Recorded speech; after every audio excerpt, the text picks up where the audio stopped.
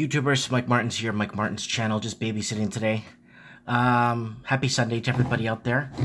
I've been talking about this for the last 6-7 months, if you've been watching my channel. Foreign buyers overlooking Vancouver heading to Seattle at a frantic pace. I don't know if you guys remember, I've been talking about this for ages on my trends in the housing market.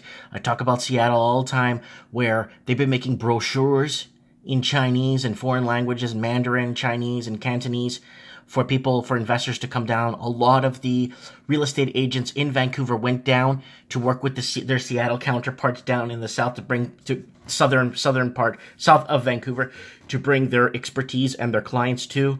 So this has been happening for a long time now, and Seattle's market is off the hook.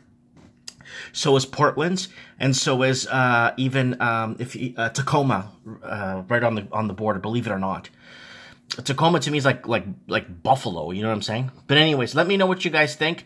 I'm going to read this article. Chief economist says that foreign buyers tax will likely to go to court if implemented in U.S. cities. So the U.S. wants to implement the same tax, but they said they can't do it. It's against the American way of doing things. So they can't do that. So, but it's a lot harder to move to the U.S. than it is.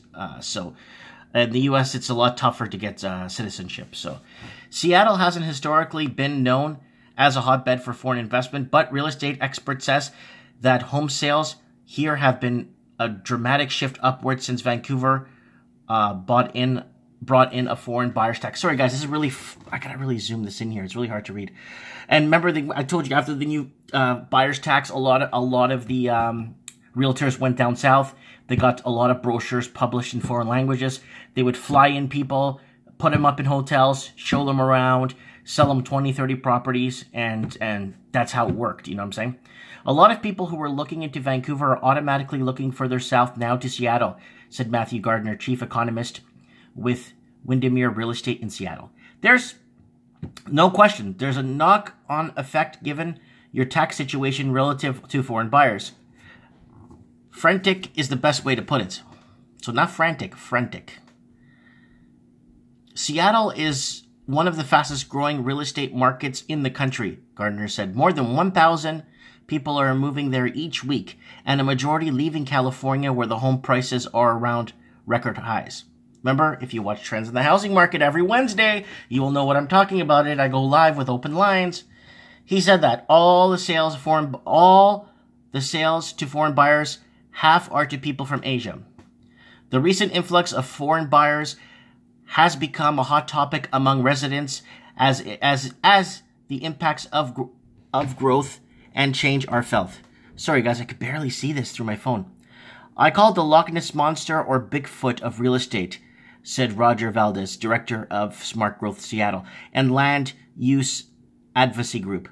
When the people see prices go up and there's a lot of money pouring into the city and new people coming in, there's a kind of angst that kicks in, said Valdez. People are worried. They're afraid of the construction. They are afraid of the growth. And frankly, some of them are just want it to stop. That's the people living up on the hill that are kind of teed off, that they can't see the city anymore, and condos are going up everywhere. And yeah. Sales data released Monday show that the average price of a single detached home climbed 17.6%, $735,000 US from $625,000 at this time last year. So if you remember, my first discussion about this about 7 months ago was actually quite a while ago, actually 8 months now, where I opened this discussion about Seattle. And the average house there climbed, I think it was $269, and it climbed to $320. Well, look what it is right now, $735 US from $625 at the same time last year. So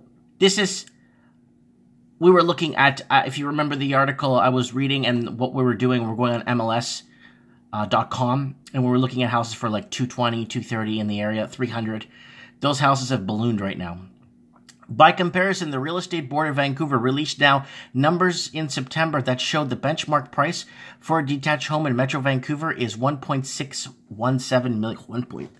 1.6 million. Yeah, I'm reading that right. I had to look at this twice to make sure. I had to second look that because I thought it was 1.1. It's 1.6 million. Holy crap. Foreign buyers tax difficult to implement. So they can adapt it. I read another article about this 3 weeks ago. Talk of adapting a Vancouver foreign buyers tax has escalated right alongside the city's real estate prices. Council member Lisa Herbold wrote a letter to the city attorney's office in June asking whether the similar measures could be brought in to address what she called upward pressure being caused by home prices by this influx of investment. The response was a clear no. In Seattle, the state legislature makes all the decisions regarding taxing, not local jurisdictions. Unless we start knocking off fairly large chunks of the Constitution, it's going to be very difficult to implement a foreign buyer's tax, said Gardner. If they try to implement it, I guarantee it will go to court. But Valdez says the debate over whether Seattle will follow in Vancouver's footsteps and implement a foreign buyer's tax is far from over. Our council has been quite outlawed and has come to state law. I wouldn't be surprised to see them pull something like this and follow Vancouver's model if they can. Okay, guys, so I've been talking about this, guys, forever.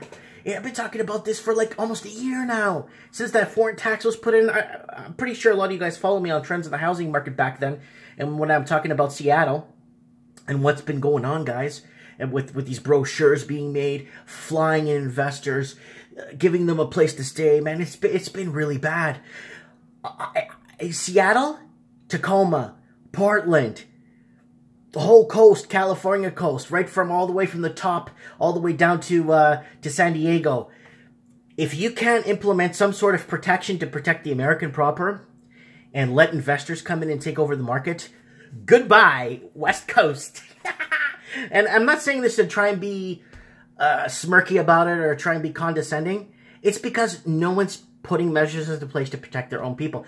What's going to happen? A lot of politicians are going to make money. A lot of politicians are going to lace their, until they finally, the only thing in the U.S. that could fix this would be something drastic that would fix this problem. Because in Canada, they just put in these laws if they have to, and basically trying to ease the market. I'm going to keep my eye on Seattle for you guys on my Trends in the Housing Market every Wednesday night, 9 p.m.